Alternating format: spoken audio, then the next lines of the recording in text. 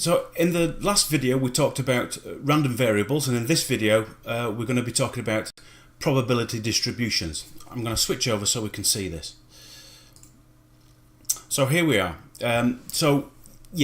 Random variables is what we talked about before, and if you recall, we talked about two different types of random variables. There are discrete and there are continuous. And when we talk about probability distributions, there's two branches of it basically. There's a type of probability distribution for discrete and another type for continuous.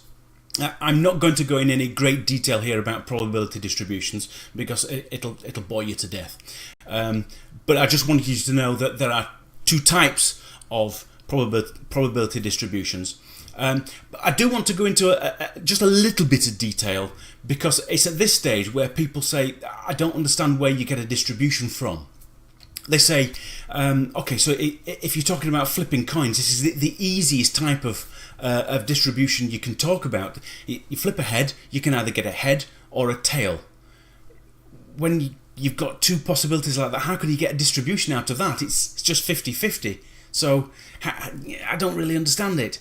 Okay, so we're going to go through this and I'm going to show you how you get a distribution out of something so simple as flipping a coin and two possibilities with heads and tails. So I'm going to switch over now to this, right?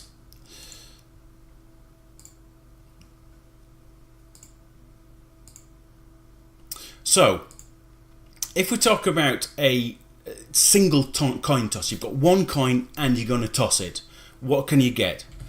Well, you can either get a head, and the probability of that is 1/2, or you can get a tail, and the probability of that is 1/2. It's exactly the same. And this is the confusion. How do you get a distribution out of this?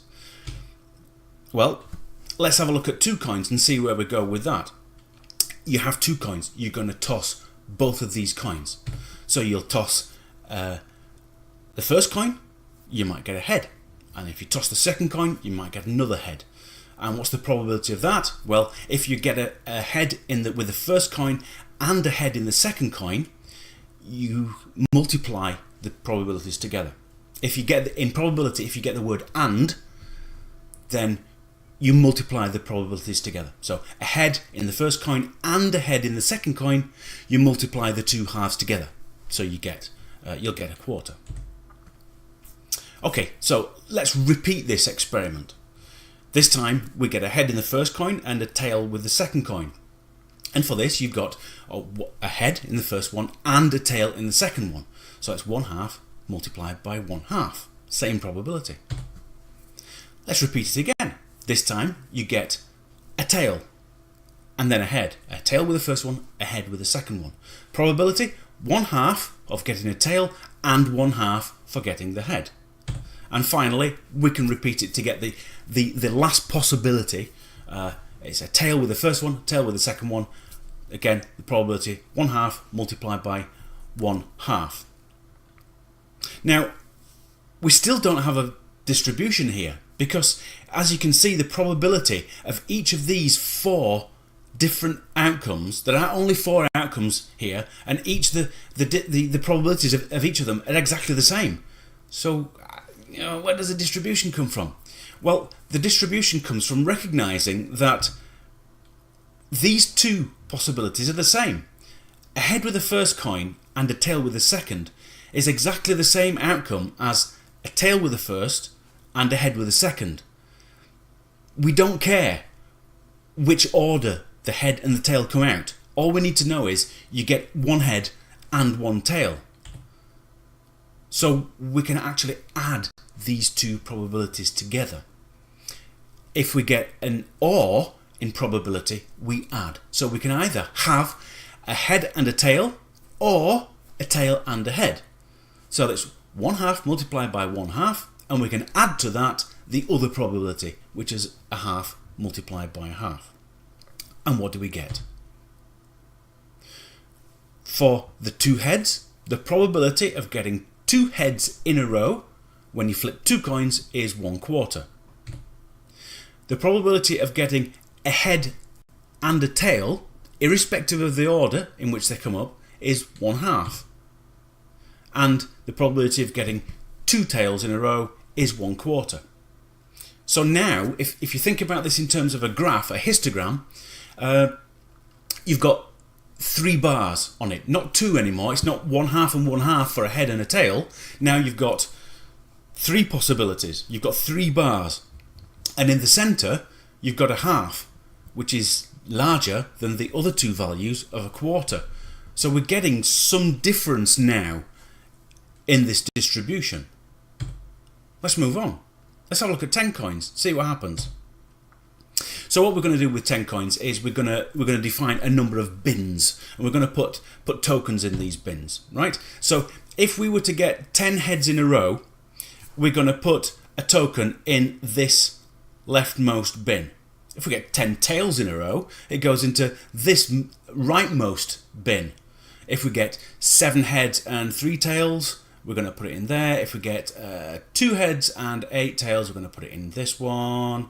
And 5 heads and 5 tails, we're going to put it in here. So let's go. We've got 10 coins, and we're going to flip these 10 coins. What do we get? Well, in this instance, we've found that we've got 6 heads and 4 tails. We've put a token right there. Let's do it again. 10 coins, let's flip them all. What do we get? 4 heads and 6 tails. Let's go again. 7 heads, 3 tails. Put a token in that one. 5 heads, 5 tails. Put one in there. 5 heads, 5 tails. And we're going to let this run, and we're going to see what happens. And as it's going, we get more and more coming in, and they're all dropping in. And we're getting something that looks a bit now like a distribution. And when you think about it, it starts to become a little bit obvious. If you were to flip 10 heads in a row, that's a really, really rare occurrence. The probability of that is actually 1 in 1024. So a very, very rare occurrence. So right out in this particular bin, you might have a token, and you might not have one, because we haven't run the experiment that many times. And similarly, out in this right tail, how often can you flip 10 tails in a row? Not very often. It's a rare occurrence. But you know intuitively that if you were to have to flip 10 coins, you're more than likely going to get 5 heads and 5 tails. And that's going to happen quite a lot. So here in the middle, you're going to have a lot of tokens in this central bin, and out in the tails, you're not going to have many at all, and you're going to get something that looks a little bit like a distribution. So we can graph this. So we create, instead of the bins, we've got rid of the bins, and now we've got some axes. And what we're going to do is we're going to count up all of the tokens in each of the bins, and then plot them as a histogram. And we get something that looks like this. Now this is now looking like a real distribution, nearly, not quite, but we get in there. And what we do to create an actual distribution out of this is we can connect up the tops of each of these bars and then smooth it somehow with some magical algorithm. We smooth it out, and then you'll get some kind of distribution like this. And it turns out that if you do this, if you get the 10 coins and you keep flipping them and repeating the experiment over and over and over again, you will eventually get a real nice, smooth distribution, a bar chart, and then you connect up the heads, and what you'll get is a binomial distribution. Binomial means by 2. There's two possibilities, and there are equal probabilities in each of them. A head and a tail, each of them have got a probability of 1/2. You get a beautiful, smooth binomial distribution. And what is really, really important about any distribution, really, any real distribution, is it's known. And what I mean by that is that we have described it mathematically. There is a mathematical equation that describes this binomial curve. And what that distribution tells us, what that mathematics tells us, is that if you plug some numbers into it, it will spit out the centre. It will tell you what the centre is, and what the spread is for your data. Or at least, if you were to do this for theoretically, you're doing the thought experiment that we keep talking about. You do a thought experiment and you've got this, this is going to be a binomial distribution. Right, what do we expect to come out of this? Okay, I'm going to plug what we expect into the equation. It'll tell us what the centre and the spread are supposed to be. And then, when you find out what the theoretical distribution is, you can then compare it with your actual distribution when you've gone out and you've done your experiment. And the question then is, are these the same? Do they sit on top of each other? The spreads of these two distributions, are they the same? Are the centres the same? So having knowing what the distribution is likely to be for your data allows you to take off the shelf a mathematical equation which will tell you the important information about your distribution, the centre and the spread. And then when you go out and do your experiment, you get the real centre and the real spread from your real data. You can then compare that with what you expected to find because of the theoretical construct that you've built. And when you've done that, you can then start to say things like these two distributions, what we expect, what we found, is it the same as what we expect, or is it different? If it's different, how much different is it? And you can start to put some probabilities, some statistics onto how different it is from what you expected, how extreme your results are. If it's more extreme, how likely is it that would have occurred by chance?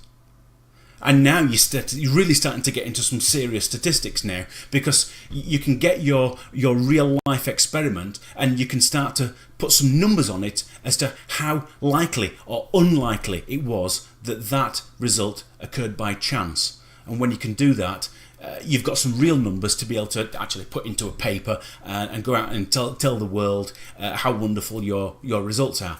It's no good saying to them, I've done this result and doesn't it look wonderful? No, you've got to have some statistics. You've got to have some real numbers to back up what it is that you're saying. So that's it. Really, that's all I wanted to do in terms of distributions. I wanted to give you an idea of how you get a distribution, and then once you've got a distribution, a theoretical distribution, how then you get your experimental distribution, and then you can compare them. I'm not going to talk right now about the statistics behind how you compare them. We can do that in a later lesson. But right now, I hope you're getting the understanding that actually these distributions can be very useful, and it can be very important to have them. I'm going to switch back over now to this. Okay, so what we've got is probability, different types of probability distributions. You've now got an understanding of how you get a probability distribution, and for every type of discrete event, there's a distribution for that. So you've got a coin, and we've flipped the coin. The probabilities are 1/2 and 1/2. There's a distribution for that. It's called a binomial. If you were to get an unfair coin, where the probability is 2/3 for one outcome and 1/3 for another, there's a distribution for that. Whatever it is that you want to do, there's a distribution for it. And there are all sorts of weird and wonderful names for some of these distributions: Poisson, Bernoulli, binomial, geometric. I'm not going to explain what they all are, but there are lots of discrete distributions, and there are lots of continuous distributions as well. Such as the Gaussian or the normal uniform. There's the student's t-distribution, the chi-squared, and so on and so forth. Lots of them. Way more than what I've just listed here. There are loads of them corresponding to lots of real-life situations. So that if you've got a distribution, well, you've got a mathematical representation of that distribution. You can work out your centre, you can work out your spread, and you can go for there. Very, very powerful stuff if distributions is what you need. Just one final point is the difference between discrete and continuous. For every discrete distribution, there's a continuous distribution. And what I mean by this is if you're flipping a coin, there are two possibilities, heads and tails.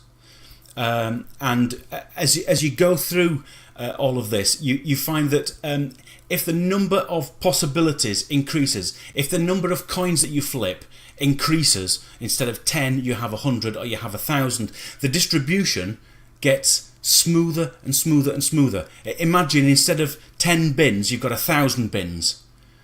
The difference between one bin and the next is small, and as the number of bins increases towards infinity, the discrete distribution approaches a continuous distribution.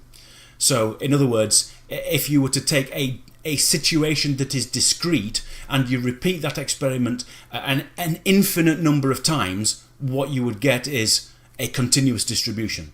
So in actual fact, the binomial distribution becomes a Gaussian distribution if you've done an infinite number of experiments. So that's that. For every discrete distribution, there's a continuous distribution as well, if you have a huge number of trials that you're running. Okay, I think that's it now. I'm going to stop for this lesson, and in the next one we're going to talk about independence.